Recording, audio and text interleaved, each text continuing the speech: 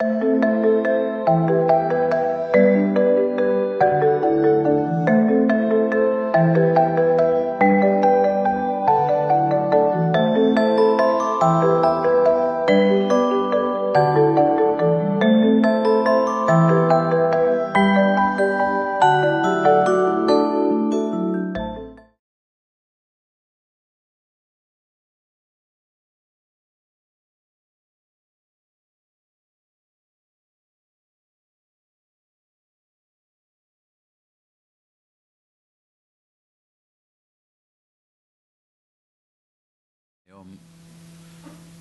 בשעה 9 יש מאמץ רוחני שקורה בהרבה מקומות,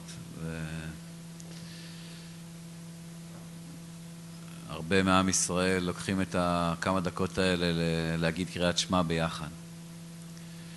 אז אנחנו פה גם כן נחלק את קריאת שמע, ובלי כפייה, אבל מי שרוצה להשתתף במאמץ הרוחני הזה, אנחנו נגיד קריאת שמע ביחד, וקצת כמה דקות לפני 9 אני אעצור את המהלך הרגיל של השיעור, ואני אסביר קצת מה שאפשר בכמה דקות על הכוונה של קריאת שמע.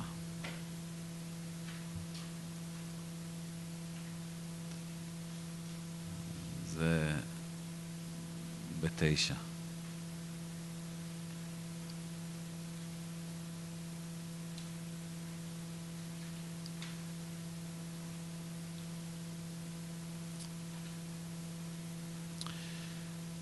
והנושא של השיעור היום, כמו הרבה פעמים אחרות, הוא אפשר להגדיר אותו איך להפוך לבן אדם אוהב, לחיות במצב של אהבה.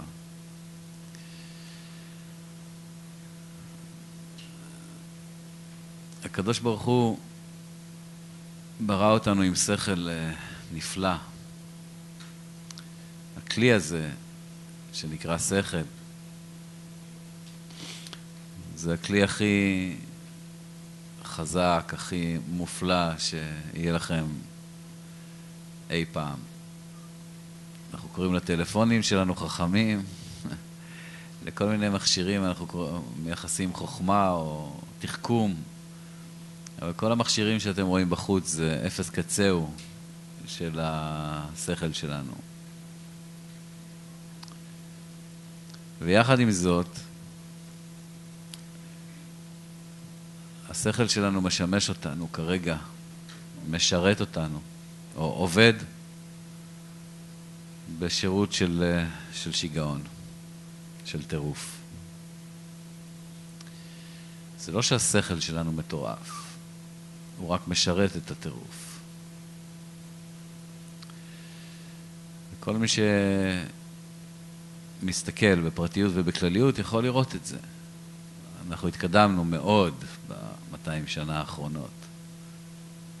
אבל כמעט כל מה שיצרנו זה דברים שהורגים אותנו בסופו של דבר.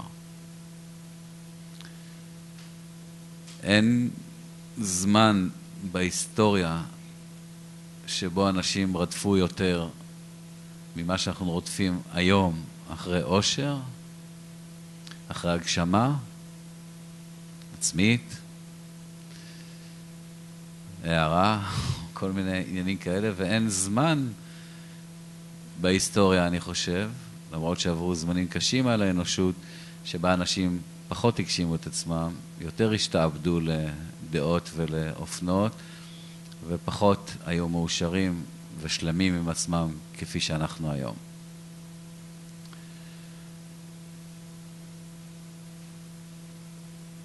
זה בכלליות. בפרטיות, אם אתם תסתכלו על זה, למה משמש אתכם השכל, אז תראו שכל רגע שאתם מאושרים, פשוט מאושרים, בלי סיבה, שמחים, בלי סיבה, אוהבים, בלי סיבה, השכל שלכם נכנס לפעולה ומנסה למצוא סיבות, מנסה למצוא תירוצים, לנסות למצוא הסברים להרגשה הזאת, וכשהוא עושה את זה, הוא פשוט מוציא אתכם החוצה מההרגשה הזאת. כשאתם תשאלו את עצמכם את השאלה למה אני שמח, השמחה תתנדף כאשר אתם תשאלו את עצמכם את השאלה למה אני אוהב, למה אני מלא באהבה, האהבה תתנדף. וזה מה שקורה. ולכן אני אומר שהשכל שלנו משרת את הטירוף. כי עצב, קנאה, קורבנות, לבחור בזה, כשיש לך אפשרות לבחור באושר, בשמחה, באהבה, זה שיגעון. כל אחד יסכים, אפילו ההיגיון שלנו יסכים. שהבחירה צריכה להיות שמחה ואהבה, ולא עצב וקורבנות, נכון? ויחד עם זה, שאתם יודעים את זה, אנחנו חוזרים שוב ושוב ושוב על אותם רגשות, בוחרים שוב ושוב על אותם רגשות, ומתישהו אנחנו נצטרך להודות בעובדה שאנחנו בוחרים את הרגשות שלנו, הם לא נכפים עלינו. מתישהו אנחנו נצטרך לקחת אחריות מלאה על מה שאנחנו מרגישים. ומה שקורה זה שאנחנו מרמים את עצמנו בלי סוף. אנחנו מסתכלים במראה, ואנחנו שואלים את המראה, מראה שעל הקיר, מי האיש או האישה הכי יפים בעיר. והמראה משקרת אותנו, ואנחנו יודעים שהיא משקרת אותנו, אבל זאת התשובה שאנחנו רוצים למצוא. זו התשובה שאנחנו רוצים לשמוע. זה אתם, זה את, זה אתה, הכי יפה בעיר.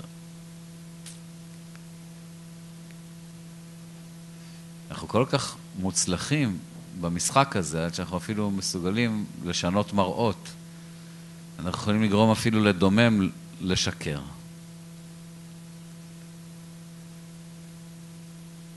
כשבעצם כולנו יודעים שיש שם שלגיה. והיא הכי יפה. אבל שלגיה זה לא מישהי אחרת. זה לא מישהו אחר. בתוך כל אחד מאיתנו יש את השלגיה. יפה, כחמה, ברק הלבנה. נשמה טהורה. אור אין סוף. זה אנחנו. ואנחנו משחקים משחק עם המראה הזאת. שתספר לנו כמה התדמית שבנינו היא יפה. בעוד שהיופי הפנימי נמצא שם בפנים. מחכה להכרתנו. שנכיר ביופי הזה, הוא יפרח, הוא יתגלה. ואנחנו נהיה לבנים וצחים כשלג, כמו שבאמת אנחנו.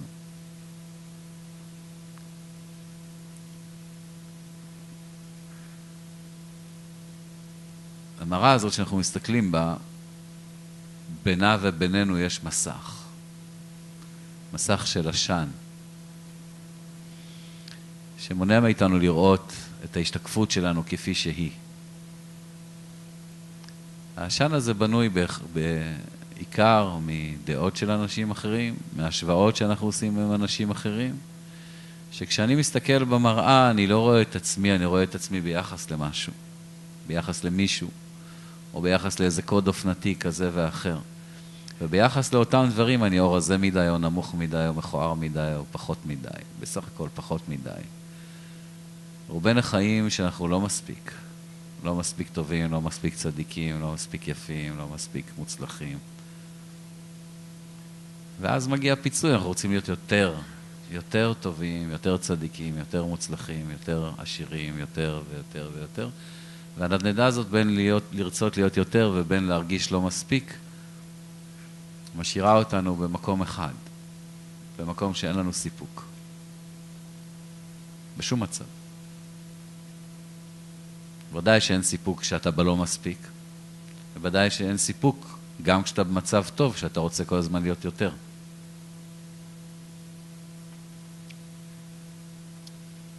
יש לנו משפטים שמסדרים את זה, אנחנו לא מאמינים בהם. זהו השיר השמח בחלקו. המכיר את מקומו. כל מה שאני רוצה, כל מה שאני צריך נמצא פה עכשיו. זאת האמת הכי פשוטה. אתם יכולים לגלות אותה ברגע אחד. פשוט תהיו פה. תפסיקו לחשוב. תהיו. פה. ברגע הזה. בלי לחשוב מה היה, מה יהיה. פשוט תהיו פה. בלי לרצות להיות במקום אחר. להיות במסיבה אחת ולחשוב אולי במסיבה השנייה, שמה קורים הדברים. יש חוק כזה, כמו חוקי מרפי, שתמיד התור השני הולך יותר מהר. התור שאתה לא עומד בו מתקדם תמיד יותר מהר, ואז אנשים זזים לתור, אבל החוק עובד תמיד. כשעברת לתור השני, אז התור ההוא נופל לחוק, ואז הוא הולך יותר מהר. זאת אומרת, אתה אף פעם לא יכול לעמוד בתור שהולך מהר. אתם מבינים את זה? זאת מחשבה. המשחקים שאנחנו משחקים עם הזמן, עם המקום, זה השן, עולם, שנה ונפש, מקום, זמן, והאדם שנע בתוכם. איך הוא תופס את הזמן, איך הוא תופס את המקום. זה מה שמייצר את התודעה שלו, והתודעה שלו יוצרת את מציאות חייו. מה הוא מרגיש, מה הוא חווה. אנחנו כולנו נמצאים פה באותו מקום, ואנחנו לא חווים את אותו דבר. משהו שבאמת אנחנו לא באותו מקום, כי תפיסת המקום שלנו שונה. האם אתם נמצאים פה? נוכחות, בזמן ובמקום. האם תוכלו להיות שקטים? לא לרצות שום דבר עכשיו, מלבד מה שיש. עד מתי תיתנו לה... יש מקומות שבהם אומרים שהמיינד זה האויב שלנו. שהוא משגע אותנו, שהוא מטריף אותנו, אבל הוא לא משגע אותנו. המיינד זה הכלי הנפלא ביותר שקיבלנו. לא נקבל מתנה יותר יפה ממנו. אף פעם. זה רק העניין את מה הוא משרת. השכל הזה, המיינד הזה, את מה הוא משרת. כשהוא משרת את השיגעון, את הטירוף, את הפחד, אז זה המציאות שהוא יוצר. אבל קחו עכשיו את אותו מיינד, את אותו שכל, ותעמידו אותו עם כל הכוחות שלו, עם כל היכולות שלו, בשירות האהבה, ותראו איזה מציאות הוא יכול לייצר לכם עכשיו. תחשבו על זה.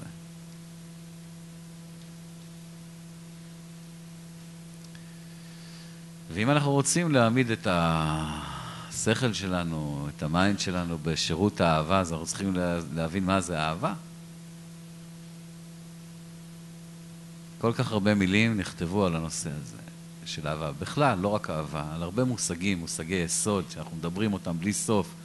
מילים, כמו אמת, כמו אהבה, כמו חיים, כמו דת, כמו... מה המשמעויות שהמילים האלה נושאות בעבורנו? מה התפתח במשמעות הזאת? מה העמיק במשמעות הזאת? הרבה פעמים אנשים נושאים את אותה ידיעה שהם קיבלו מהגננת בגיל 4, בגן, וזאת המשמעות של המילה הזאת גם בגיל 40. ויותר מזה. עוד שבאמת באמת אדם שצומח, כל יום המשמעות מעמיקה ומשתנה. כל יום אמור להיות אהבה עמוקה יותר, חיבור עמוק יותר לעניין של האהבה ולעניין של עצמך כאוהב. אחרת איזה זמן אתה חי? אם שבוע לא חשבת על האהבה, אם שבוע לא התחדשת באהבה, אז איזה אהבה אתה חי כרגע?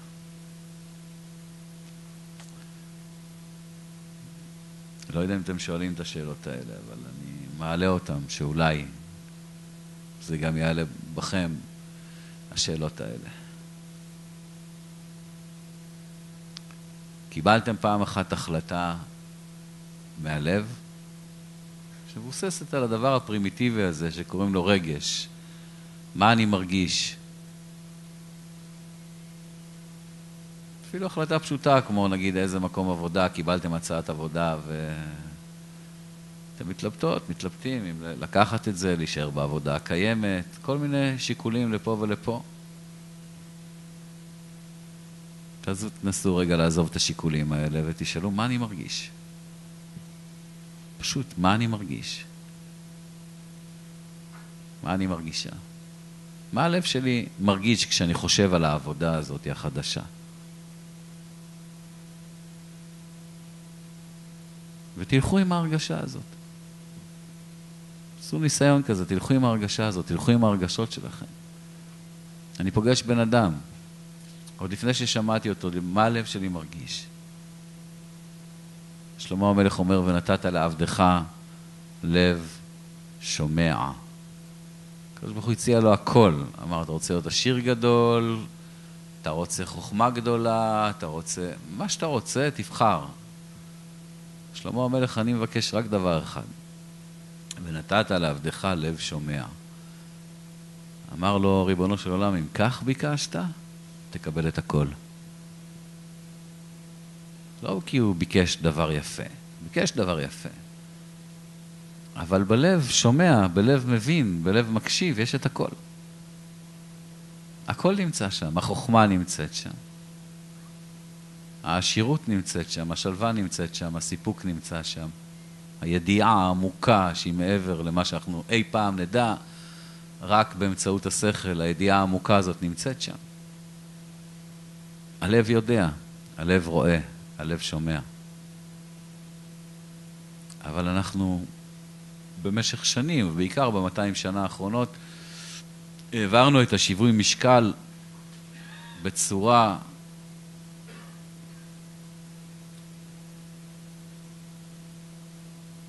מוגזמת.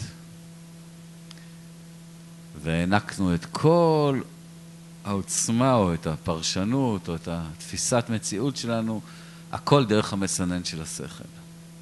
זה היה בסדר אם השכל היה משרת את האהבה, אבל כמו שאמרתי בהתחלה, השכל משרת את הפחד ואת הטירוף. וכל מי שקשה לו עם האמירה הזאת יכול להסתכל על העולם שיצרנו ולראות את התופעות של זה בכלליות ובפרטיות.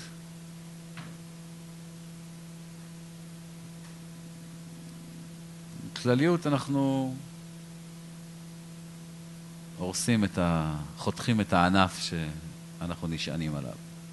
במרץ אנחנו עושים את זה.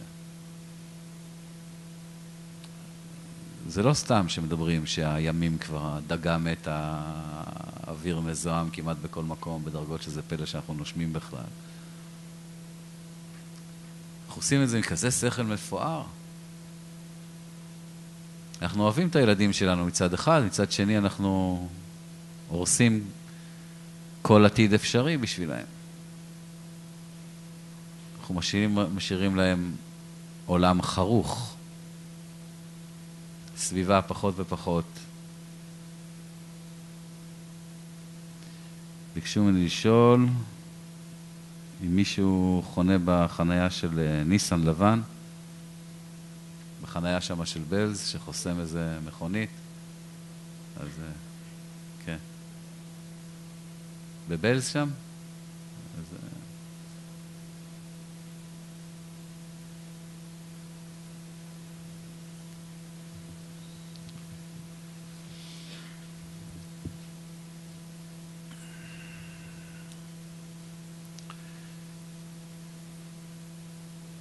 אז הבנו עד עכשיו את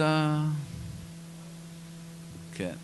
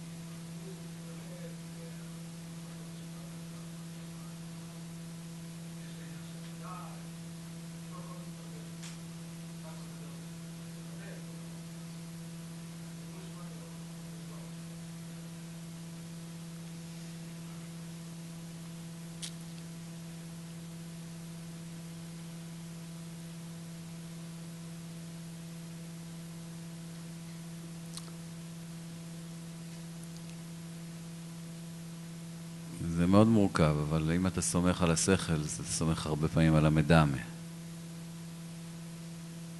מוחין.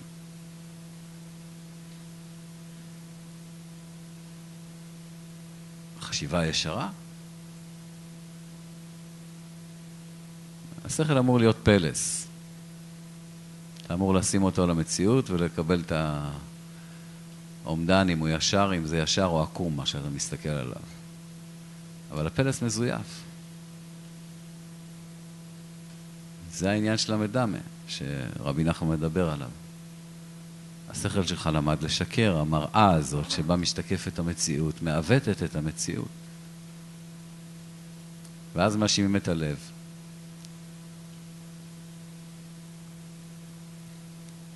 זה לא הלב.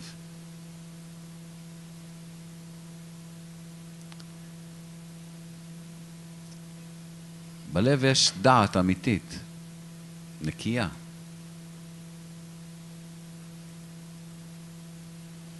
בגלל זה שלמה המלך לא ביקש מויכין, הוא ביקש לב שומע.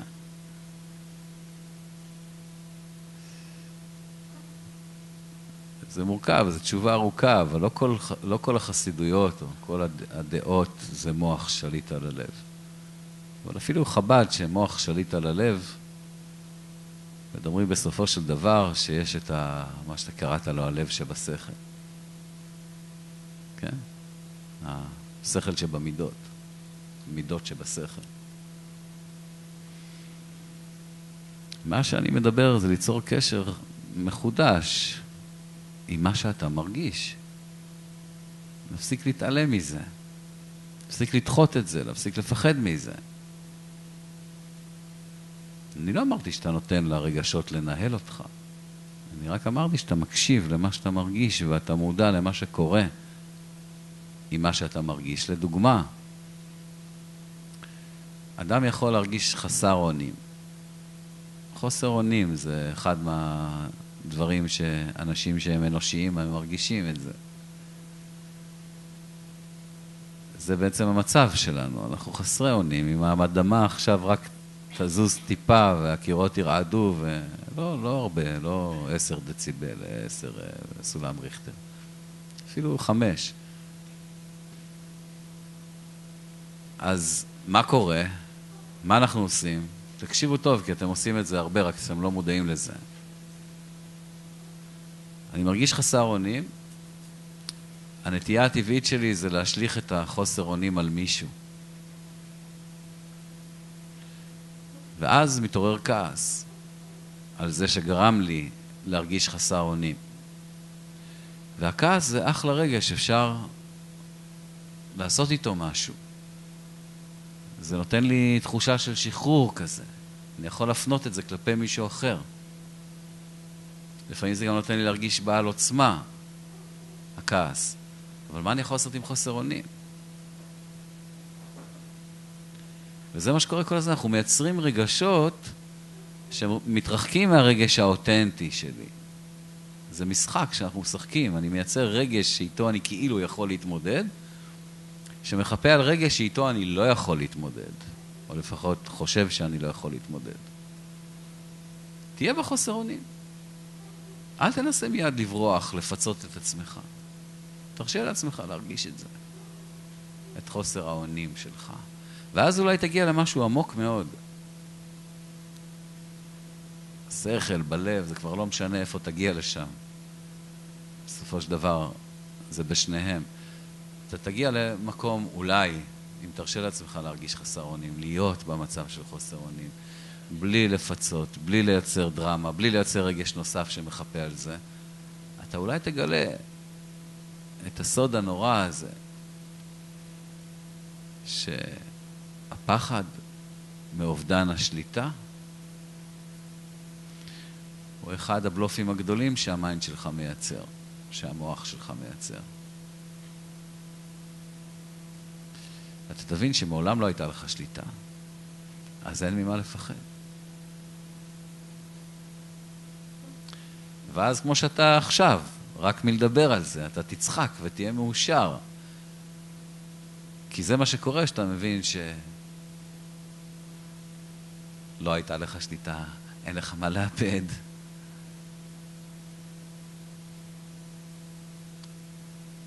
זה משחרר. הרעיון של השליטה כובל אותנו. הוא מכניס אותנו לתוך סיפורים שאנחנו מספרים לעצמנו, היית צריך להיות פה, היית צריך להגיע לשם. זה הרעיון של השליטה. לא, אתה צריך להיות פה. זה המקום, זה הזמן, עכשיו. אין לך מקום אחר, אין לך זמן אחר להיות בו. ואתה פה עכשיו כפי שאתה. כפי שאתה. יותר חכם, פחות חכם. לפעמים אתה יותר, לפעמים אתה פחות. לפעמים אתה מבין, לפעמים אתה מקשיב, לפעמים לא. לפעמים אתה מלא ברעש, לפעמים אתה שלב. בן אנוש.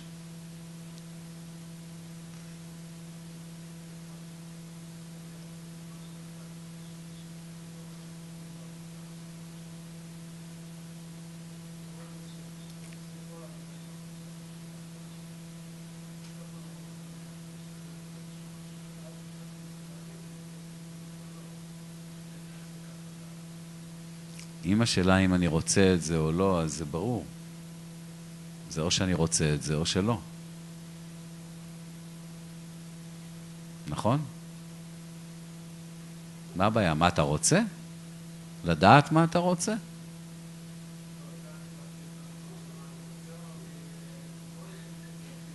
נו, אתה שאלת בעצמך, השאלה שלך הייתה אם אני רוצה או לא. אם השאלה היא כזאת, אם אני רוצה או לא, התשובה היא ברורה. כן? אתה רוצה? אז קח אותו. קח אותו. אם אתה רוצה, תעשה. מה הבעיה?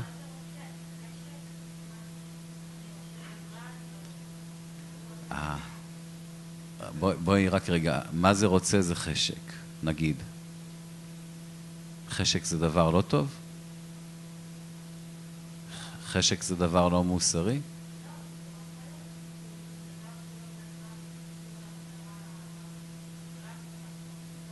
תלוי, אם אני חושק לחיות באור פני מלך, אם החשק שלי מופנה לעבודת השם, אני קם בחשק בבוקר, בחשק גדול בבוקר, נכון, מחר אולי לא יהיה לי חשק, אבל מה זה משנה? אני עכשיו חושק בזה, וזה מה שאני עושה. אני קם להתפלל בחשק, יכול להיות שמחר אני קום להתפלל בלי חשק. אבל איזה שמחה שהיום לפחות יש לי חשק להתפלל.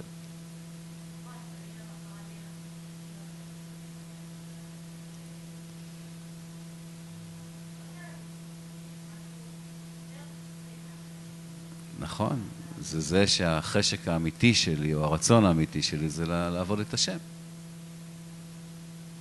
בטוב וברע, עם חשק ובלי חשק.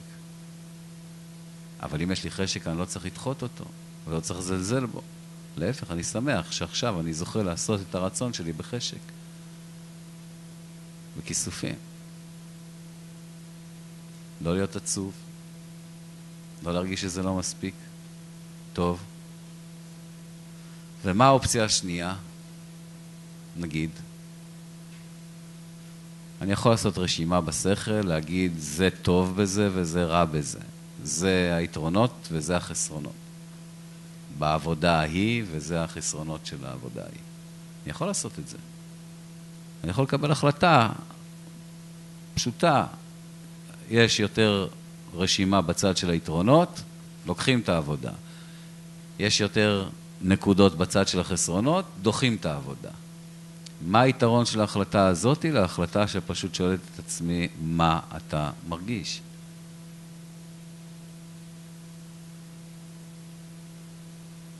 למה? השאלה היא כזאת. והשכל, סליחה, זה בדיוק הנקודה. זאת האשליה. אנחנו הרגלנו את עצמנו לסמוך על השכל, אבל תסתכלו מה קורה כשסומכים על השכל לבדו. זה מה שאת רואה מסביבך. העולם הזה שיצרנו הוא התוצר שכל ההחלטות שקיבלנו היו החלטות מושכלות. תראי מה קורה. תסתכלי מה קורה. למה זה לא מושכל?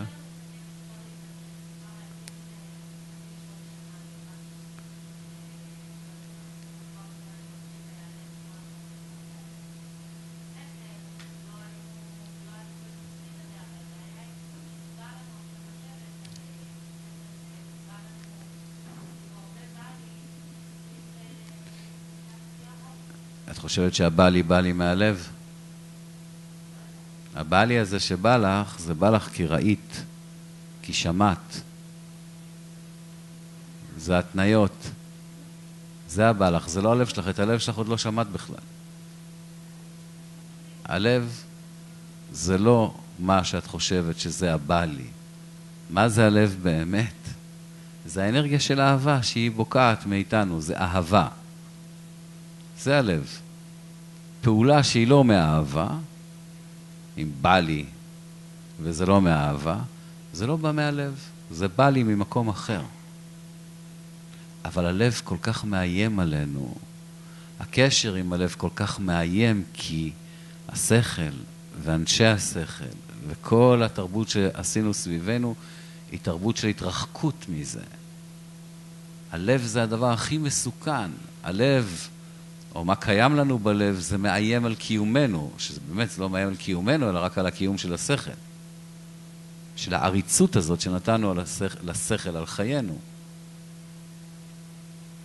כשאני מדבר על לב, אני לא מדבר על תאוות, בא לי וכל מה שאתם מכירים בעצמכם, ובגלל זה אתם מנסים לסדר את זה עם השכל, כאילו שהשכל סידר לכם משהו בחיים. את יותר מאושרת שאת דוחה את מה שבא לך? ושאת שופטת את עצמך על מה שבא לך? זה עושה אותך יותר מאושרת? שאת נהיית יותר צדיקה? אני לא אומר שאת צריכה לעשות מה שבא לך, אני שואל אם את נהיית יותר מאושרת מזה. המלחמה היא לא בין מה שבא לך ובין מה שהשכל אומר לך שמותר או אסור. הלב לא נמצא בכלל במלחמה הזאת. השפה שלו היא לא מילים. השפה שלו זה תדר, זה ניגון. כשאת מרגישה את הניגון הזה, זה לא משנה איפה את ומה תחליטי לעשות או לא לעשות. אז את מרגישה לרגע את שלמותך, כפי שאת, בחלקיות שלך, בשיוורון שלך, בכל המצבים האנושיים שלך. את שלמה בכל המצבים הלא שלמים שלך. כשאת שם, כשאת נוכחת, כשאת לוקחת אחריות על מה שאת מרגישה, שאת מפסיקה להשליך את זה על אנשים, על מצבים. זאת אומרת, זה אני בחרתי להרגיש כך כרגע. כי יש לי שיעור לטוב או לרע ברגש הזה שבחרתי כרגע להרגיש. ואני לומד את השיעור. זה לא שזה עבודה של כל אחד, אבל הבעל שם טוב מדבר אפילו על כאלה שבא לי להבין את השורש של הבא לי הזה. ולהעלות את זה לשורשו, זה לא עבודה שכל אחד יכול לעשות, אבל אפילו הבא לי יש לו שורש בקדושה.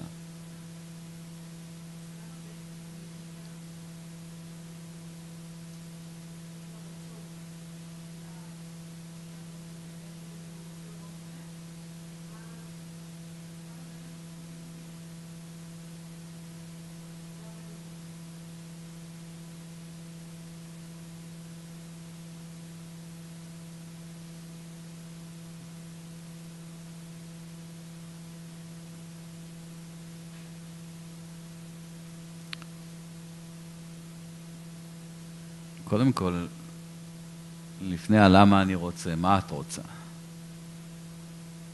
מרוב שאנחנו שאלנו כל הזמן למה, אנחנו כבר לא יודעים מה. אתה שואל בן אדם שאלה פשוטה, מה אתה רוצה? הוא שואל, להיות איתה או לא להיות איתה? מה אתה רוצה? בטח שאתה לא יודע, איך את תדעי? אני יכול להניח בצורה הכי פשוטה שזה הכל מהראש. כי זה המבנה שיצרנו.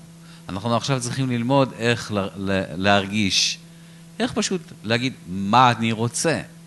אני הרבה פעמים שואל אנשים, מה אתה רוצה? הוא אומר, אני אשאר איתה או אני אעזוב אותה? כן? נגיד, אני אלך לעבודה הזאת או לא אלך לעבודה הזאת? אני אעשה את זה, אני לא אעשה את זה.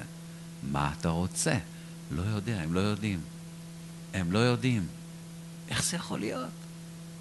הדבר הכי פשוט שבעולם. זה שאני יודע מה אני רוצה. שיש לי רצון, ואני מחובר לרצון הזה, אבל אנחנו יצרנו מערכת עקומה של חוסר אמון במרכיבים הכי בסיסיים, הכי מהותיים של הנפש שלנו. אנחנו לא נותנים אמון במחשבה שלנו, אנחנו לא נותנים אמון ברצון שלנו, אנחנו לא נותנים אמון בעצמנו, ובעיקר בליבנו. זה נשמע לכם הגיוני?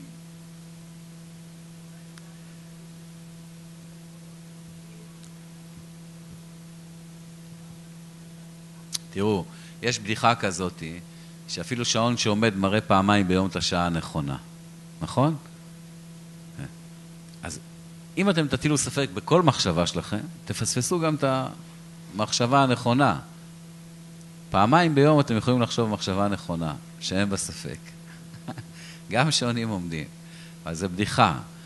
בפועל אנחנו צריכים ללמוד איך להיות חזרה קשורים לליבנו, לרצוננו, נותנים אמון במערכת שלנו, בעצמנו. במי תאמינו אם לא תאמינו בעצמכם?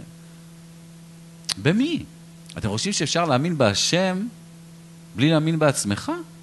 איך זה יכול להיות? הלוא אתה יציר כפיו, וכל מה שעובר עליך כל יום, זה בית ספר מיוחד, מסע, חלקים במסע המיוחד שמתוכנן לך כדי להביא אותך אל התכלית שלך.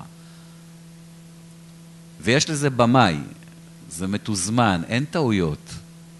אין שום טעויות, הכל מגיע בעיתו ובזמנו, כל דבר שאתה עובר, כל מהלך נפשי שלך, פנימי ובטח התרחשות חיצונית, הכל מדויק למה שאתה צריך ללמוד ולעבור עכשיו. אבל אתה מגיב בהתנגדות. למה אני צריך להיות פה? למה אני צריך להרגיש את זה עכשיו? כמה זמן נבזבז בהתעסקות בדברים השוליים האלה, שהם ההתנגדות למה קורה, במקום ללמוד ממה שקורה. ההתנגדות להרגיש דבר מסוים, במקום להבין מאיפה הרגש הזה בא, ומה באמת התיקון שלו וכן הלאה. אנחנו מבזבזים את הזמן. בגלל שאנחנו לא נמצאים בזמן. בגלל שאנחנו עבדים של הזמן. מה? תנסי.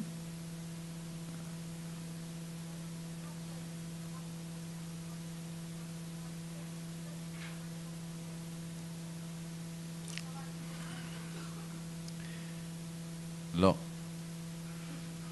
שבן אדם מתנדנד מצד לצד, זה הכל המחשבות שרודפות אחת הזנב של השנייה. זה הכל. הנדנדה הזאת נמצאת במוח, בשכל. תראו כמה קשה. שמה?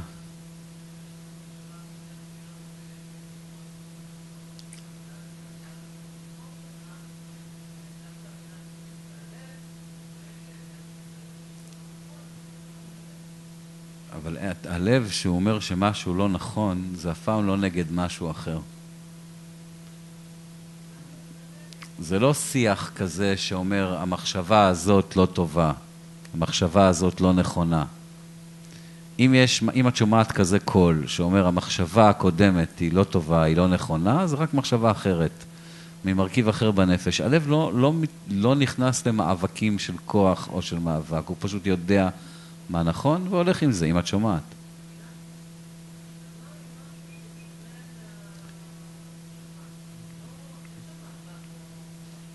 אז אם אין מאבק, אז יש ידיעה. אז אין משהו שצריך להתנגד למשהו אחר. כן?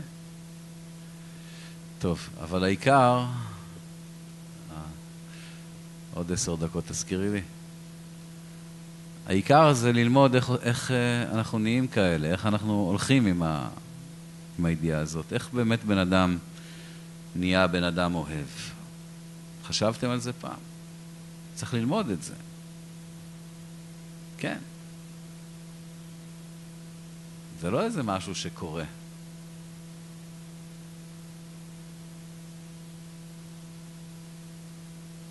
הדברים הכי גדולים שיש לנו בחיים, זה לא דברים שקורים לנו, זה דברים שאנחנו צריכים לחשוב עליהם, להתבונן בהם. מה זה להיות הורה? כשאתם הורים, מה הפך אתכם להורים כאלה או אחרים? רוב האנשים פשוט איכשהו הפנימו את מה שקרה עם ההורים שלהם. אלה הדמויות שפחות או יותר עיצבו את תפיסת ההורות שלהם, והם ממשיכים הלאה אותו דבר, או הפוך, שזה אותו דבר. אבל אם הייתם חושבים על זה, למשל, איך צריך לקחת איזה דמות, אפילו דמיונית, ולהגיד, הוא ההורה האולטימטיבי, איך הוא היה מתנהג עכשיו? מה צריך הורה? איזה תכונות צריכות להיות להורה טוב בעיניכם? אז אותו דבר, בואו נחשוב רגע, איזה תכונות צריכות להיות לאדם שהוא אדם שמוגדר כאדם אוהב? אדם שהשכל שלו והנפש שלו, כל כוחות נפשו, משרתות את האהבה בחיים שלו. וכל מה שהוא מעוניין להפיץ סביבו, והיחסים שהוא מנהל עם העולם, זה יחסים של אהבה. יחסים של אהבה זה יחסים של אמון, קודם כל, נכון? כשאתה אוהב מישהו, אתה מאמין. אתה מאמין בפוטנציאל האינסופי שלו, אתה מאמין בו, אתה מאמין למה שהוא אומר. נכון? אז ודאי שאם אנחנו לא מאמינים בעצמנו, זה מצביע על משהו. לא, אם אין לי אמון במחשבה הטובה שלי, אם אני כל הזמן מחפש את עצמי, ובאמת, זה בכל התרבויות, בכל המקומות, אבל נגיד בדיבור שדיברת קודם, הדס, יש את זה חזק מהכיוון הדתי של ההשפעה הדתית, איזה מין שופט כזה שכל הזמן אומר שמה שאתה מרגיש זה לא בסדר. אסור להרגיש ככה. עכשיו, הקול הזה שאומר אסור לך להרגיש ככה, מה הוא מעורר בך? מה ההרגשה שאת מרגישה מול הקול הזה? מה את מרגישה עכשיו? ברגע זה.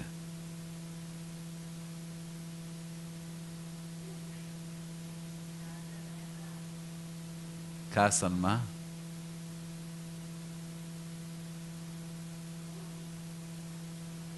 על מי את כועסת?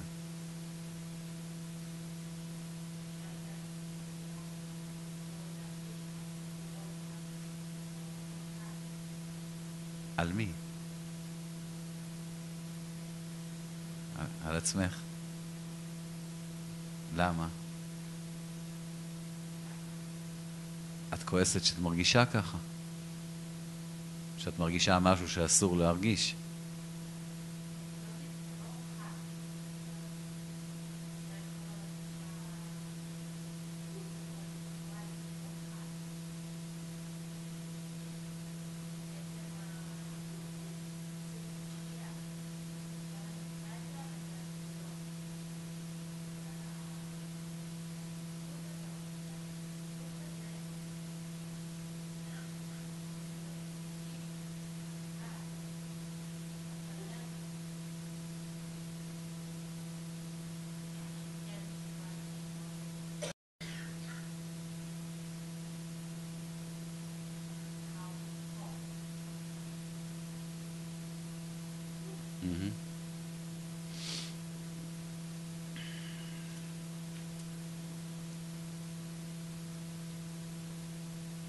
טוב, נראה את זה אחר כך, אבל עכשיו,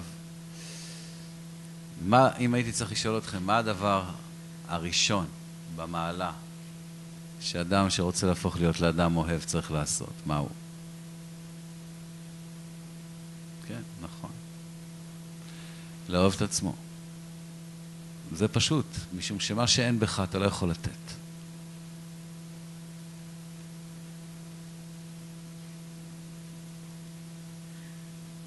אבל לאהוב את עצמך, למשל, אתה יכול להגיד שאתה אוהב את עצמך כשאתה שוב ושוב, למשל, מביא את עצמך למקום של עצב, למקום של קורבנות,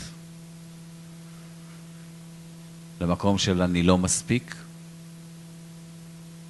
חסר סיפוק. אם אתם חושבים שאנשים אחרים מביאים אתכם לשם, אז אתם יכולים להאשים אותם. אבל אם אתם מבינים את העובדה הפשוטה שמה שאתם מרגישים, זה מה שאתם בחרתם להרגיש כרגע, זה מה שאתם בחרתם לייצר בתוך העולם שבו אתם חיים, ואין לכם את מי להאשים, אז אתם צריכים לשאול את עצמכם איך בן אדם שאוהב את עצמו עושה לעצמו כאלה דברים.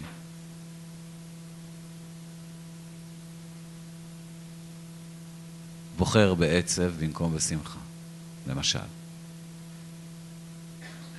זאת אומרת, לאהוב את עצמי, זה לא רעיון מופשט. זה בא לידי ביטוי בדרך החיים שלי. זה בא לידי ביטוי בזה שאני בוחר לקחת מחשבות של שיפוט, אפילו המחשבות הכי מוסריות כביכול, ולשאול רק רגע, מה אני מרגיש? מה המחשבה הזאת מייצרת? איזה תחושה המחשבה הזאת מייצרת בי? ואם היא מייצרת בי עצב, אם היא לוקחת לי את האנרגיה, אם היא מורידה אותי, אז המחשבה הזאת לא עוזרת לי, לא משרתת אותי. תהיה צודקת, מתייפה, איך שתהיה, היא לא משרתת אותי כרגע. זה מובן? לא כל כך. כי לפעמים יש לנו כל מחשבות אני אתן לכם דוגמה מאיזה ספר, מישהו דיבר, לא זוכר, אבל הוא סיפר, הייתה איזה אחת שהיא מורת נימוסים בנימוס. ואחד מהחוקים שלה, שזה לנשים, נערות, אסור להם לצחוק. מותר להם רק לצחקק. רק לצחקק מותר? אסור להם לצחוק, רק לצחקק. רק... אבל לא... כן, איזה... כן. צחקק.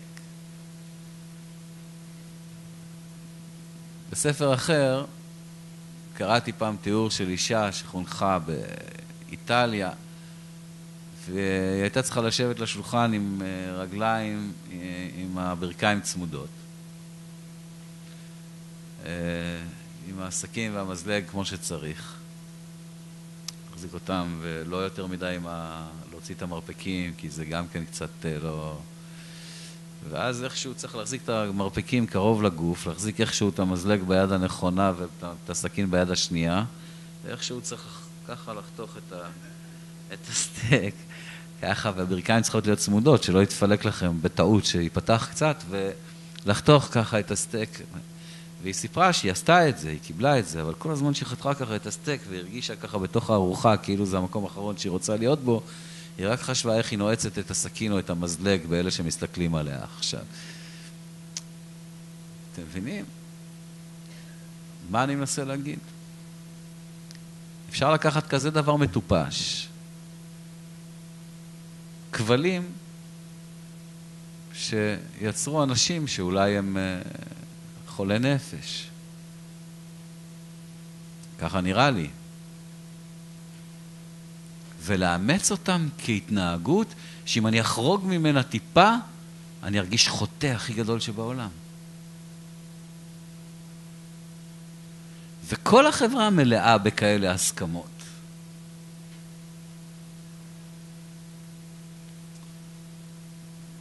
יש בדת גם דברים כאלה.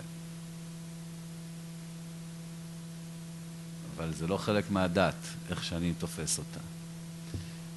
אבל בוא נגיד שזה מצוי, לא פחות, אם לא יותר, גם אצל האנשים שמגדירים את עצמם כחופשיים, במרכאות או שלא במרכאות.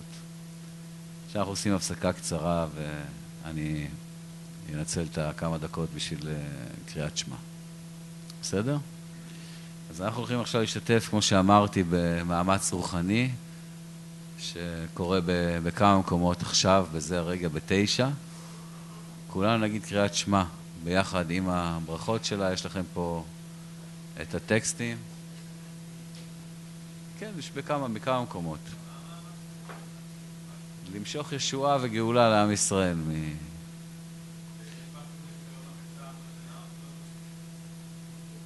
אולי.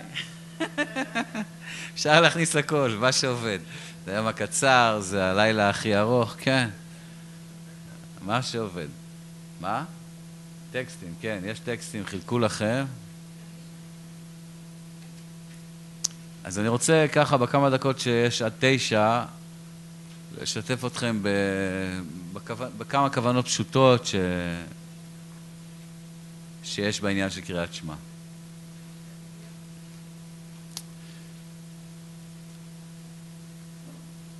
בעצם קריאת שמע, שמע ישראל, השם אלוקינו, השם אחד,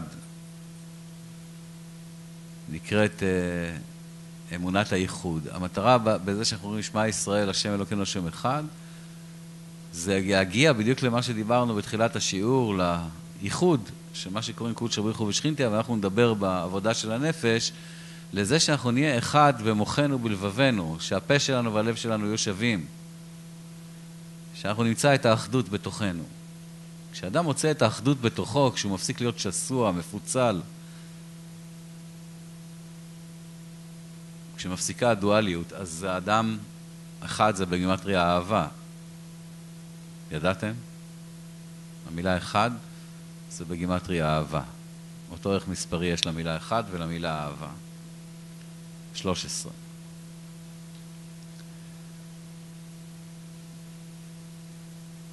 כשאנחנו אומרים שמע ישראל, השם אלוקינו, השם אחד, אנחנו צריכים לכוון על המילה אחד. אני אחד בליבי ובמוחי. אחד עם כולם באהבתי, אחד עם כל מה שיש. זו הכוונה הפשוטה. בתוך הקריאת שמע יש כוונה נוספת. שמע ישראל, השם אלוקינו, השם אחד, העין, אני לא יודע אם בטקסט שקיבלתם, אבל בטקסט הרגיל בסידור, העין והדלת הם גדולים. העין של שמע והדלת של אחד הם אותיות גדולות מהשאר. אם אתם מחברים את שתי האותיות האלה, אתם מקבלים את המילה עד. על הקריאת שמע אנחנו אומרים עדותנו בכל יום פעמיים. הבסיס של קריאת שמע זה בבוקר ובערב, בשחרית וערבית. יש גם קריאת שמע של המיטה, אבל הבסיס ההלכתי של קריאת שמע זה בוקר וערב, שחרית וערבית. אז פעמיים ביום אנחנו בעצם עומדים ומעידים. על מה אנחנו מעידים? מה העדות שאנחנו מעידים בזה שאנחנו אומרים שמע ישראל, השם אלוקינו, השם אחד? ברוך שם. המשפט השני, שם כבוד מלכותו לעולם ועד. בשביל להבין על מה אנחנו מעידים ומה אנחנו עושים באותו ייחוד, צריך להבין, הכתוב בקהלת, וגם את העולם נתן בליבם, לבלי דעת את המעשה אשר יעשה האלוקים. העולם חסר וו. כל פעם שיש לנו משהו חסר, זה אומר דרשני. אם יש אות מיותרת או אות חסרה בתורה, זה אומר דרשני. יש פה מה לדרוש. חז"ל דרשו על זה, וגם את העולם, בלי וו, כתוב העולם, עין, למד מם, גם את העולם נתן בליבם, חז"ל דרשו על זה, וגם את העלם נתן בליבם. בלב שלנו יש העלמה, הסתרה על פנימיותו. הלב מסתיר את הפנימיות שלו, מסתיר את הקשר הבלתי אמצעי שיש לו אל המהות. כשאני אומר שמע ישראל, השם אלוקינו, השם אחד, ואני הופך להיות עד, אז מה שמתרחש זה ברוך שם כבוד מלכותו לעולם, הפעם עם וו, ועד. מישהו עד, הכוונה שהוא מוציא את עצמו מהטשטוש, מהערבוב עם העולם. הוא מסתכל על העולם ועל עצמו כמו מבחוץ. כמו עד, שכל התפקיד שלו זה רק לראות את מה שיש, לא לרצות שם משהו, לא להתערבב עם משהו, לא לפחד ממשהו, אלא פשוט לראות קודם כל את מה שיש. המסך הזה שתיארתי קודם נעלם והוא רואה את העולם. זאת אומרת, מתגלה המהות של הדברים. המסך עשן זז והאלוקים מציץ מכל פינה. כולם ישראל, כולם אחים ואחיות, כולנו בני אב אחד, כמו שבפרשות האחרונות אומרים. כולנו תלויים זה בזה, קשורים זה בזה. זאת אומרת, אם היינו אומרים שמע ישראל באמת, כמו שצריך, אז הייתה רק אהבה בינינו. זה מה שזה בא להביא. הכרה במצב של אחדות הכל, שאנחנו באמת אחד, כולנו. וזה לא משנה מה הדעות שלכם. זה לא משנה מה אתם, איפה אתם במסע שלכם עכשיו. אם אתם פה, אם הלכתם שמאלה, אם הלכתם ימינה, אם הלכתם עם כיפה, אם הלכתם בלי כיפה. זה לא משנה איפה אתם במסע שלכם, כולנו באותו מסע. זה אמת פשוטה, שאתם יכולים להרגיש אותה בלב, אתם לא יכולים להרגיש אותה בשכל. אבל בלב אתם יכולים להרגיש את האמת הזאת, אם תיתנו לו, אם תיתנו לעצמכם. וזה הישועה שאנחנו מחכים לה. ההכרה הזאת, ההבנה הזאת, לא בתור רעיון, אלא באמת, באמת בלב. כשאתה עכשיו מתפלל, אומר את המילים, אז אם אתה אומר את זה מהשכל, אז אתה אומר את זה מהשכל, אתה לא מרגיש קשר לזה. כל אחד יודע, כל אחד שמנסה להתפלל, אז הוא יודע שלפעמים הוא מדקלם. מתי המילים האלה באמת מגלות את משמעותם הפנימית, את האור שיש בהם? כשאתה מרגיש קשר אל מה שאתה אומר. אפילו בתור שחקן.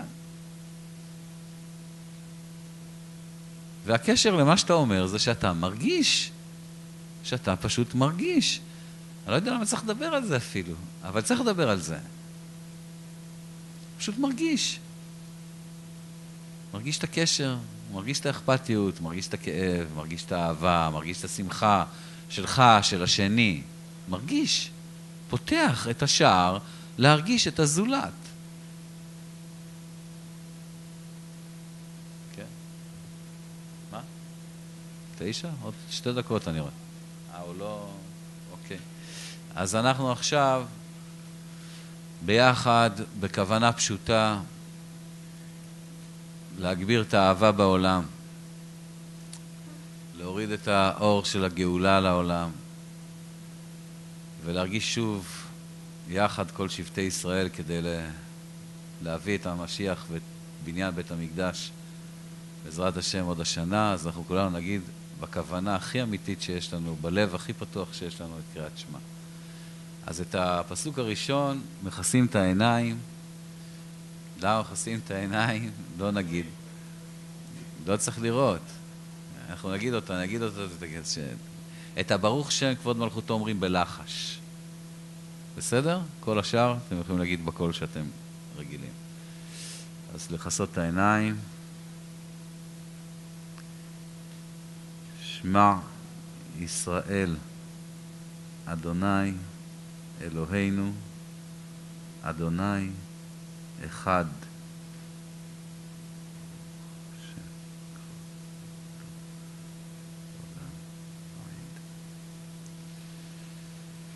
ואהבת את אדוני אלוהיך בכל לבבך ובכל נפשך ובכל מאודיך, והיו הדברים לכם אמת.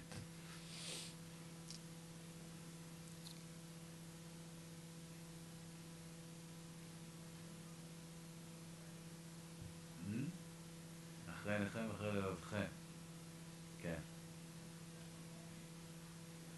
זה שהלב הולך אחרי העיניים. העיניים זה השכל. מה?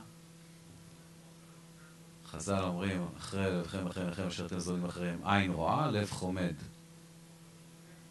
אבל עין רואה, לב חומד. מה שהעין לא רואה, הלב לא יכול לחמוד.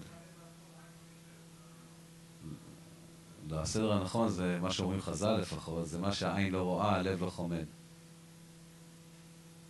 הלב יכול לחמוד רק מה שהעין רואה.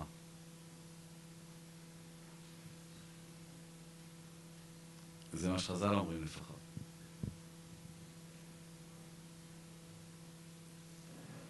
שהשכל משרת את הפחד.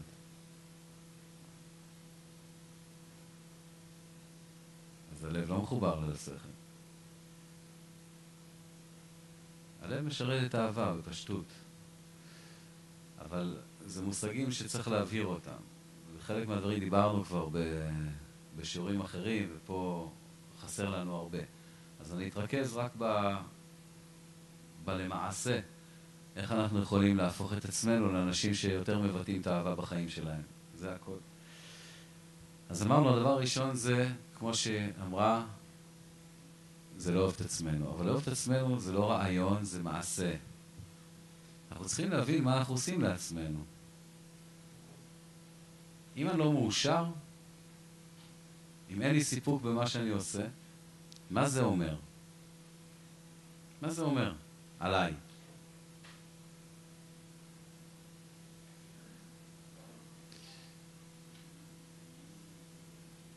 זה אומר שאני אוהב את עצמי או לא. אני אתן לכם דוגמה. פגשתי איזה אישה שהיא נסעה לחופשה שבועיים, הילדים שלה נמצאו במקום אחר, והם לא התקשרו אליה לשאול אותה מה שלומה. כל השבועיים האלה היא רק בעניין הזה של מה לא בסדר אצל הילדים שלה או אצלה, שהם לא התקשרו לשאול מה שלומה. כשהיא נפגשה עם בני משפחה שהיא לא ראתה אותם הרבה זמן, אז הם באו לקראתה בכאלה געגועים, בכאלה כיסופים, היו שם כאלה חיבוקים, כזאת אהבה, השפיעו עליה ים של אהבה. אז יש לי מצד אחד את זה, את הפגישה עם בני משפחה, קרובי משפחה, שלא ראיתי הרבה זמן, וכולם באים לקראתי עם עיניים בוערות מאהבה ומגעגועים, ושמחים כל כך לראות אותי, ויש את זה שהילדים לא התקשרו. הכל אמת, נכון.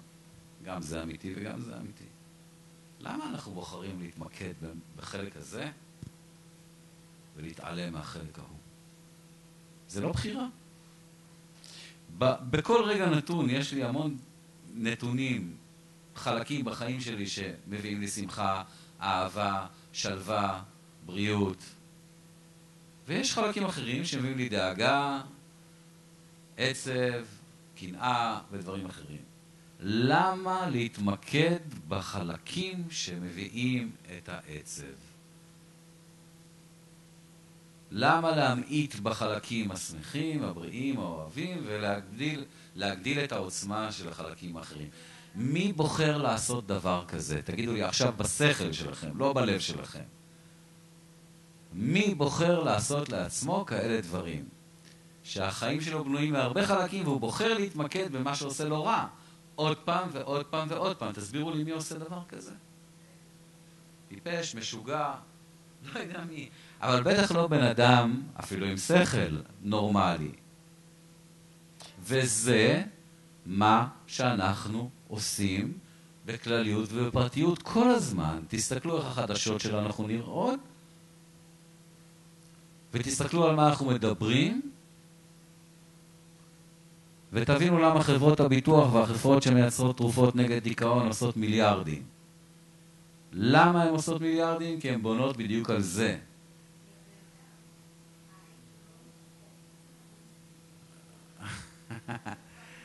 אז אני אומר, יפה. אז אם אנחנו מבינים שאנחנו צריכים לאהוב את עצמנו, אז אחד הדברים שאנחנו צריכים לעשות, לאהוב את עצמי זה דבר נחמד בתור רעיון. כולם עכשיו יכולים להסתובב עכשיו כמו בתרבות של ה-New Age ולהגיד, אנחנו כולם אוהבים את עצמנו, כולנו מקבלים את עצמנו שכנה. לאהוב את עצמי, יש לזה פרוטות, זה נפרט לפרוטות של התנהגות. זה קודם כל להפסיק להתעלל בעצמי. להפסיק. אף אחד לא מתעלל בנו יותר ממה שאנחנו מתעללים בעצמנו. אף אחד לא רודף אותנו בעולם הזה יותר ממה שאנחנו רודפים את עצמנו. ואנחנו יכולים להפסיק את זה ברגע אחד. זה לא תלוי במצב של ההתחממות של האוזון, שעכשיו כל המדינות צריכות עכשיו להחליט לא לייצר יותר גזים. זה תלוי בזה שאני עכשיו מחליט להפסיק לעשות את זה לעצמי. אני מחליט שממה שאני רואה מול העיניים שלי, אני בוחר את מה שעושה לי טוב. אני מתמקד בזה, זה לא שאין רע ואני חי בללה-לנד, לא. אבל אני בוחר להתמקד במה שבונה אותי ולטפל כמה שאני יכול במה שאני צריך לטפל.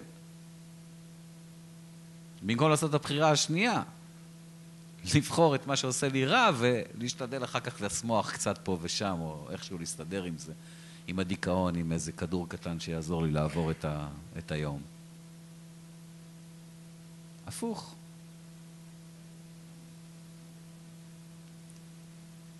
מה אנחנו לפעמים? כן. נו יופי, אז אחר כך, אם את בן אדם אוהב, שאוהב את עצמו, אז את תטעי, את תעשי משהו שאת חושבת שהוא טוב, יתגלה לך שזה לא טוב, אז את תעזבי את זה, נכון? מותר לטעות, נכון? נו. הטעות הכי גדולה שאת יכולה לעשות, מחילה, זה בגלל שהרגש שלך פעם יטעה אותך, זה להפסיק לסמוך עליו בכלל. אז תטעי. את תחשבי שמשהו טוב, ותגלי שהוא לא טוב, אז תעזבי אותו. כל מה שאת צריכה להיות זה בן אדם שהולך עם הנקודה הזאת שהוא עושה את מה שהוא מבין כטוב. טעה, ואת תטעי, אבל הוא טועה פעם אחת. כי ברגע שהוא הבין פעם אחת שזה לא טוב, הוא עוזב את זה.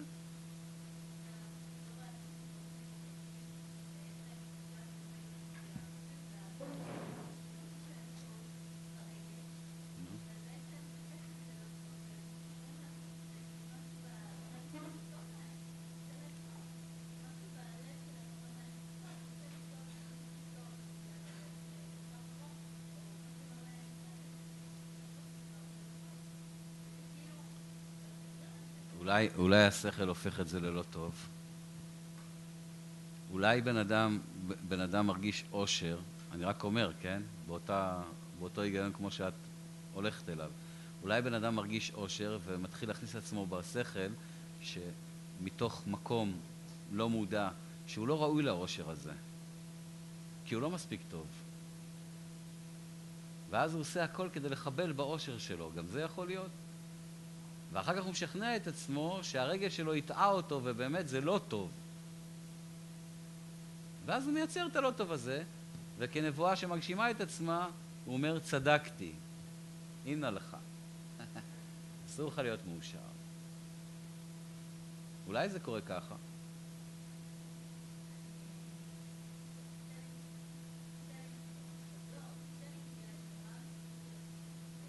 את רואה מציאות של אנשים? את רואה מציאות של אנשים?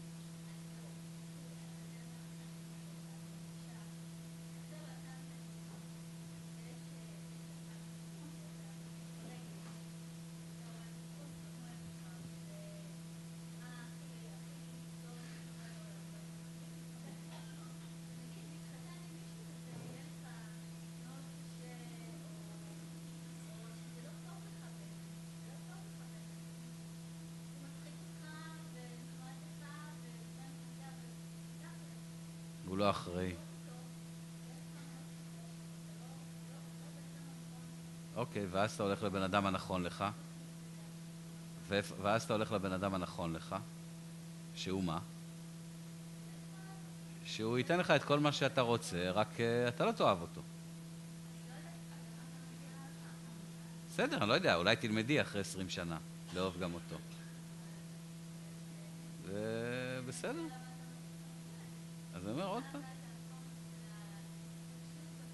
ודאי שלא, ודאי שלא. אני דיברתי מה זה אהבה. אהבה זה לעשות טוב לעצמך ולאחרים. מה אמרתי קודם שלא מסתדר?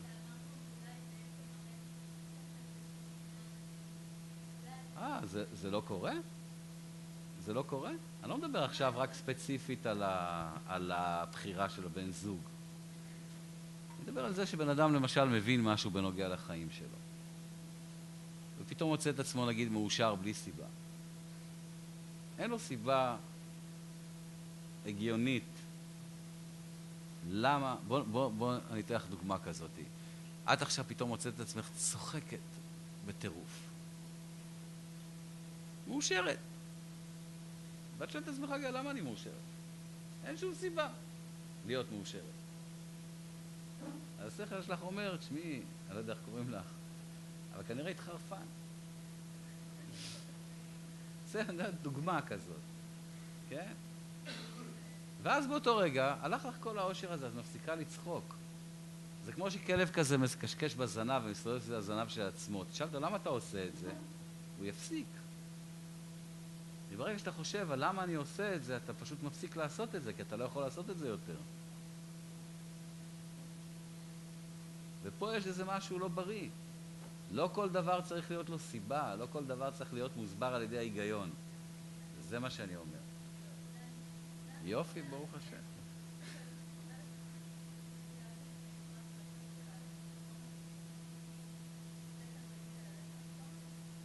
ההחלטה האמיתית של הלב, שבאמת היא החלטה של הלב, מסתדרת נפלא עם השכל. מה שאני אומר עכשיו, בהרגשה, שאני בוחר להפסיק לעשות לעצמי רע, בגלל שאני אוהב את עצמי, זה בא מהלב. ההרגשה של האהבה הזאת שלי אליי באה מהלב. אבל כל שכל בריא מבין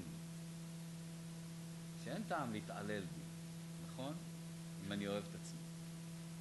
ושאם אני בוחר להרגיש את העצב ולהרגיש ולתת משקל לנתונים שמגבירים אצלי את הרגשות השליליים האלה,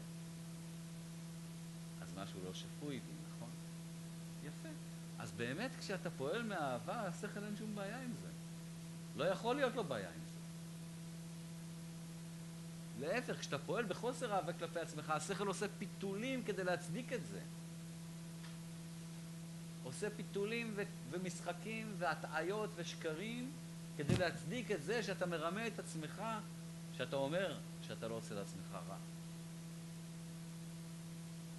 אז לקחת את השכל ולהפוך אותו לכלי כדי להצדיק את ההתעללות שאת מתעללת בעצמך, אני מתעלל בעצמי, זה שפוי?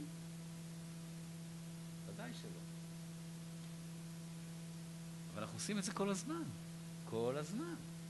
בבחירה אישית, אנשים אומללים, והם בסופו של דבר צריכים לעמוד מול העובדה הזאת.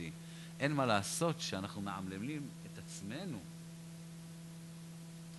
אנחנו לא יכולים להמשיך לחיות בעולם עם מודעות אמיתית ולהאשים אנשים אחרים באומללות שלנו. למרות שיש אנשים שמתנהגים לא יפה. אבל אומללות שלנו זה בחירה שלנו. והאחריות שלנו זה לעמוד מול הבחירה הזאת. כן?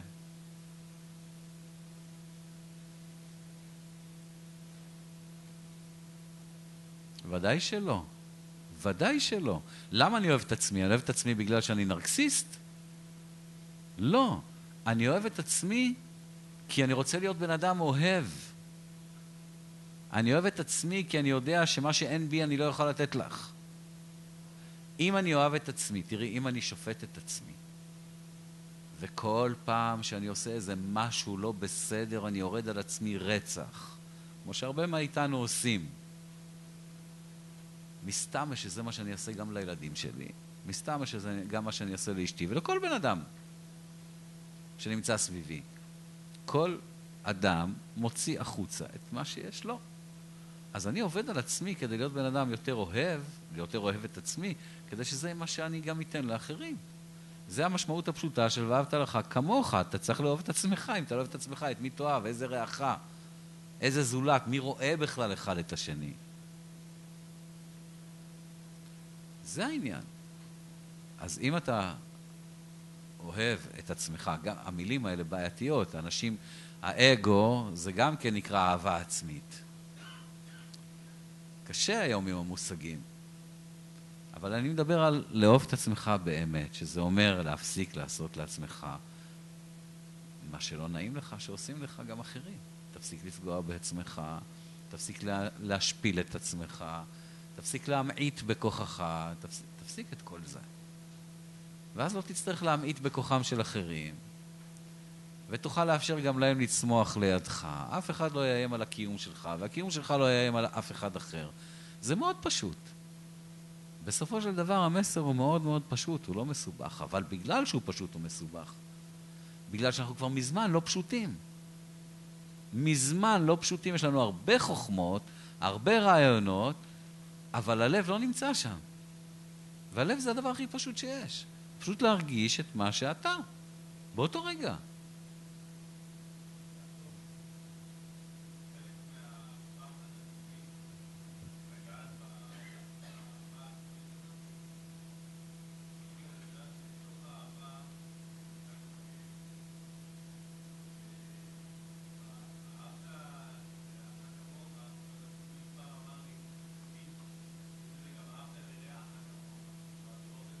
רע שלך. כן.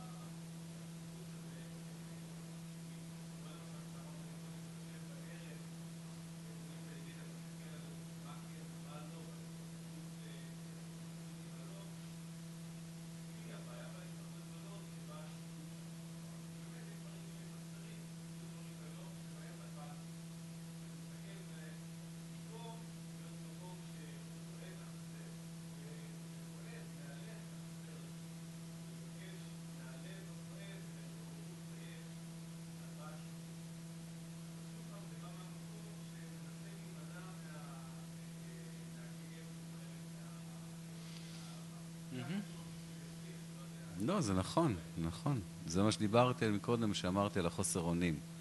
להיות עם זה. לא לברוח מזה אל כעס, או אל שיפוט, כמו שאתה אומר.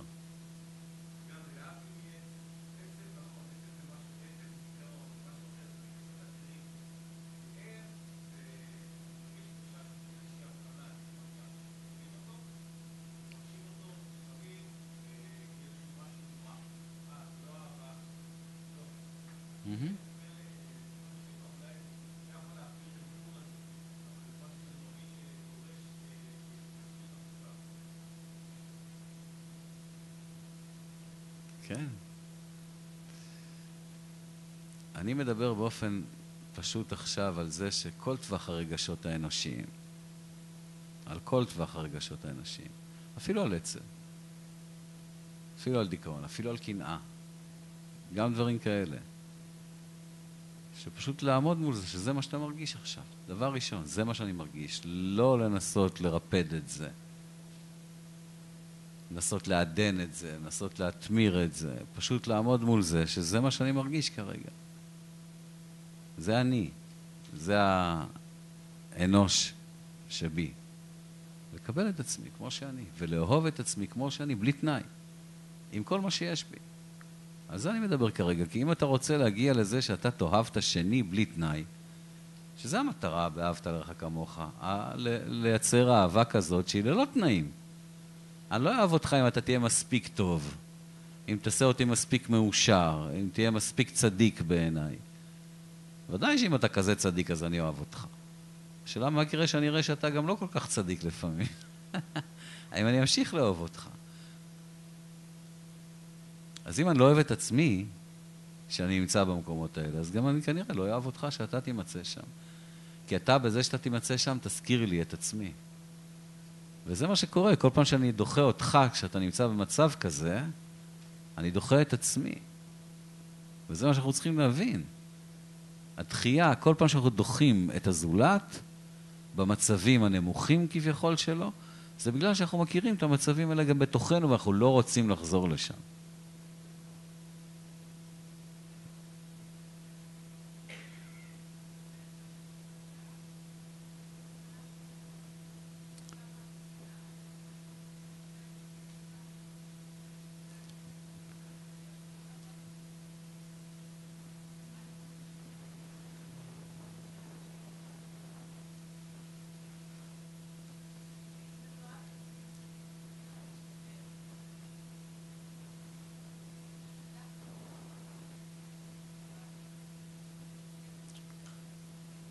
תראי, אנשים חיים בתוך התחושה, אמרתי, בין הלא מספיק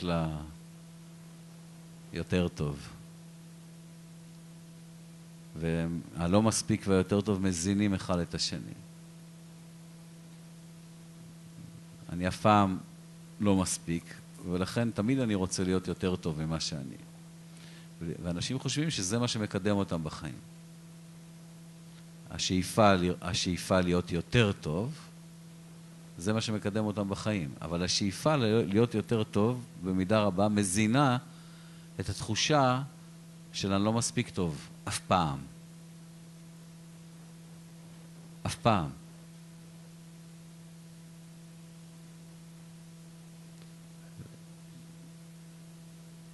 אתה משתנה בלי שאתה עושה כלום.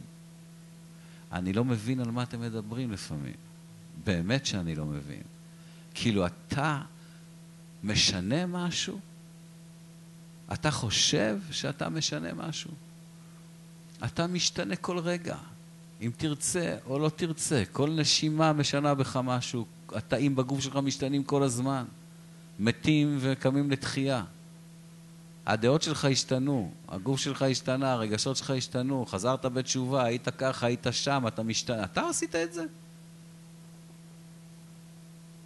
אתה רק מוצא את עצמך פה פעם ככה ופעם ככה. השינוי זה החיים, החיים זה ההשתנות. אתה משתנה בין אם תרצה או לא תרצה, יש כורח כזה שמשתנה. יש התחדשות מתמדת עם כל זריחה, עם כל שקיעה, עם כל עונה שמתחלפת. הכל משתנה. אתה זה שמשנה את זה? אתה החלפת את העונות? לא שמתי לב.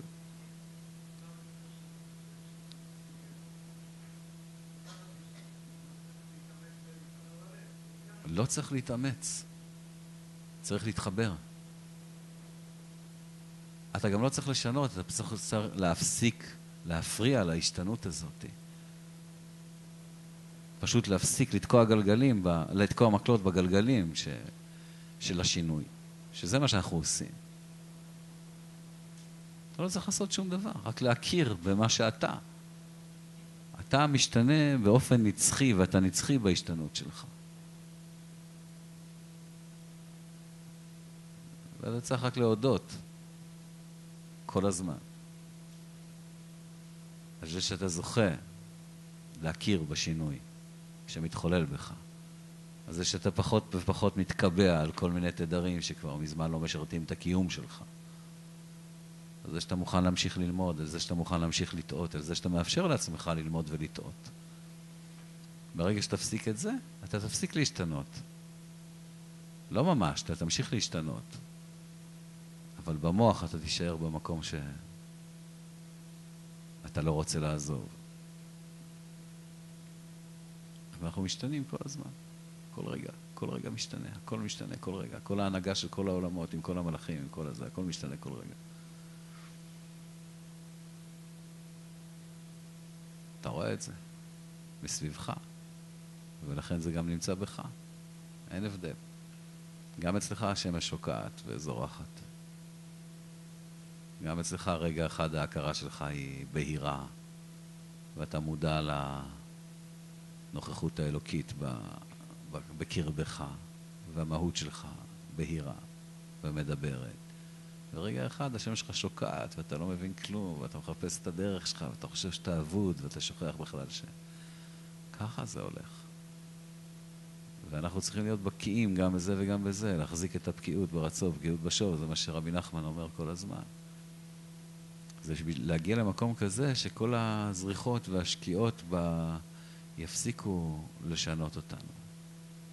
אנחנו נהיה כל הזמן במקום אחד חווים את השינוי הזה, מתוך מקום נצחי, מתוך מקום קבוע. אנחנו נהיה ביחד במנוחה ובתנועה, בלי ששני הדברים האלה יהיו בסתירה זה לזה. ואז הכל יהיה שקט, הכל יהיה אהבה פשוטה. נוכל לנשום לרווחה. כי אם אנחנו מסתכלים על מה קורה בחיים שלנו כשאנחנו מנסים לשלוט, מנסים לנהל, אז אנחנו רואים שזה מייצר מתח, זה מייצר חשמל סטטית, זה מייצר התנגדות בלתי פוסקת כל הזמן.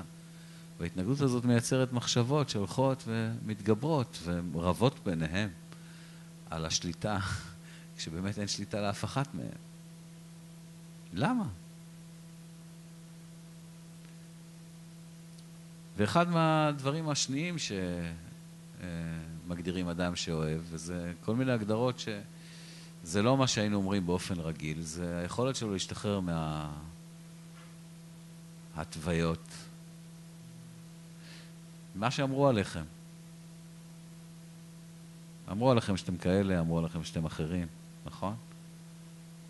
אמרו עליכם המון דברים. וחלקם אתם אימצתם, ואתם ממשיכים להגיד לעצמכם שאתם כאלה, ואתם כאלה, ואתם כאלה. אם אתם רוצים להיות אנשים שאוהבים, אתם צריכים להתנתק מכל ההתוויות שהתוו אתכם, את כל התיוגים שהתוו אתכם מבחוץ. למה? מהסיבה הפשוטה, שכל אתם חיים את התיוג שקיבלתם מבחוץ, אתם לא תוכלו להימנע מלתייג כל דבר שאתם תראו. כל אדם, כל מי שתפגשו, מיד תיתנו לו איזה תווית. אם אתם רוצים להימנע מלתת תוויות לבן אדם אחר, אז תפסיקו לממש ולחיות את התגיות ששמו עליכם. שיעור קשה היום, השיעור הכי פשוט שבעולם, אבל הוא מאוד קשה, אני רואה. כן, הרבה יותר קל לתת חוכמות. אני יכול לתת לכם עכשיו איזה שיעור כזה על כל סדר השתלשלות מחוכמה ועד מלכות, ואז כולם ירגישו שהם קיבלו פה משהו וילכו הביתה ויגידו היה אחלה שיעור. אבל זה השיעור האמיתי. מה?